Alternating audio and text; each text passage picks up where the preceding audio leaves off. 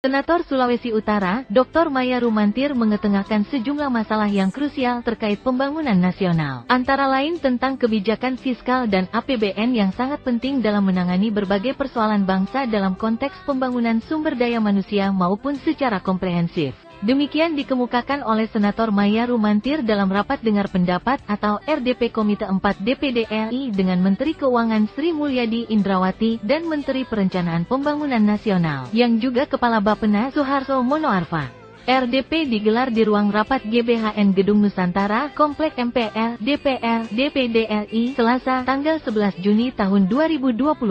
RDP tersebut membahas sejumlah hal terkait prospek pembangunan Indonesia di masa yang akan datang, meski harus menghadapi berbagai tantangan.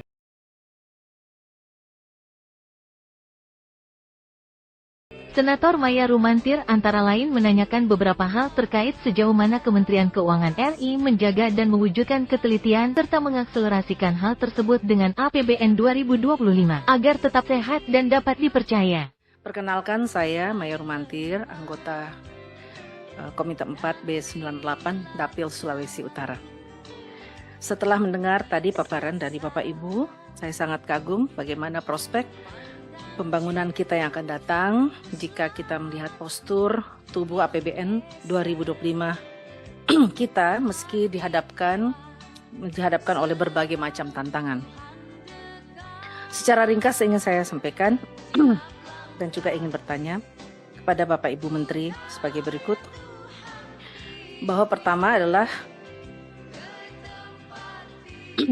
kebijakan fiskal dan APBN sangat penting dalam menangani berbagai persoalan bangsa, baik pembangunan manusia itu sendiri maupun pembangunan bangsa secara keseluruhan.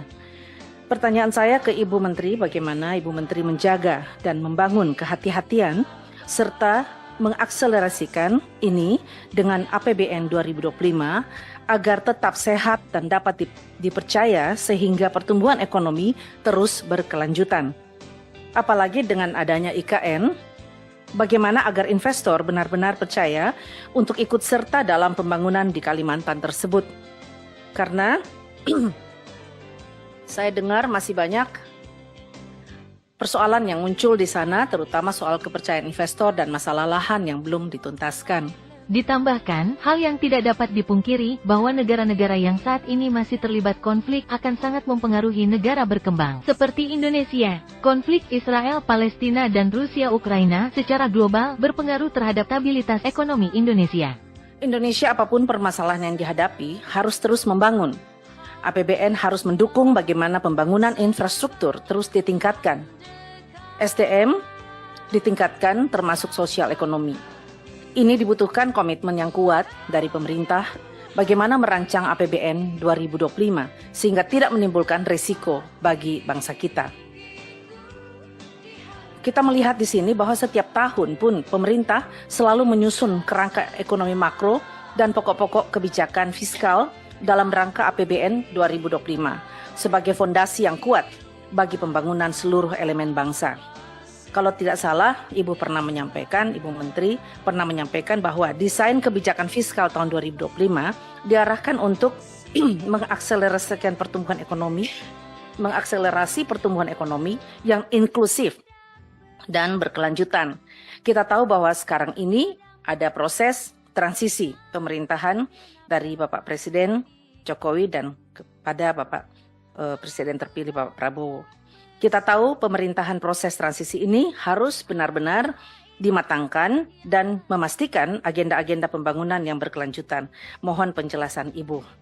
Dan juga yang terakhir, mohon penjelasan Ibu mengenai prediksi pertumbuhan ekonomi kita, karena kita tahu bahwa tensi geopolitik akan terus menjadi perhatian dan tantangan perekonomian dunia. Catatan yang saya dapatkan bahwa IMF memprediksi pertumbuhan ekonomi global di tahun 2025 akan stagnan di 3,2% dengan tingkat inflasi yang cukup tinggi di 4,5%. Terakhir Bu, saran saya bahwa pertumbuhan ekonomi juga harus diikuti oleh kemampuan SDM yang handal untuk mampu mengatasi semua persoalan yang akan muncul. Dengan begitu, banyak isu-isu strategis yang menjadi permasalahan utama yang menjadikan sektor keuangan Indonesia masih menjadi perhatian serius. Saya pun berharap dan kami semua dalam pembahasan APBN 2025 dapat menghasilkan undang-undang APBN yang diharapkan bagi seluruh bangsa Indonesia demi terwujudnya pembangunan bangsa dan negara yang berkeadilan menuju Indonesia Emas 2025. Menanggapi pertanyaan dari Senator Maya Rumantir, Menteri Sri Mulyani mengakui tentang pentingnya menjaga APBN agar menjadi instrumen yang dapat menjawab permasalahan pembangunan. Tentu dengan tetap menjaga tadi yang disampaikan oleh beberapa, termasuk Ibu Maya Rumantir, yaitu APBN itu harus dijaga terus dari sisi kesehatan dan sustainabilitasnya dalam jangka menengah panjang, supaya dia tetap menjadi instrumen yang tetap bisa menjawab masalah-masalah pembangunan. Nggak bisa secara spontan dan jangka pendek, tapi dari sisi jangka panjang APBN harus terus dijaga. Ibu Maya Rumantir pertanyaannya itu heavyweight semuanya. Nanti mungkin sebagian kita jawab pakai tertulis ya, mengenai konflik Rusia, dampaknya ke kita, kemudian bagaimana untuk IKN menciptakan kepercayaan, bagaimana policy-policy kita yang cukup detail untuk bisa attract investor ke sana, kemudian pembangunan SDM, dan bagaimana supaya mencapai growth yang inklusif. Saya mohon maaf nanti kalau bisa kita jawab secara tertulis. Prediksi growth 2025 tadi masih di dalam range 5,1 hingga 5,5. Ini masih di dalam range Ibu Maya. Nanti kita akan kalibrasi menjelang pembahasan untuk penyusunan nota keuangan sebelum 16 Agustus. Dari Jakarta, tim Maya Rumantir Channel melaporkan.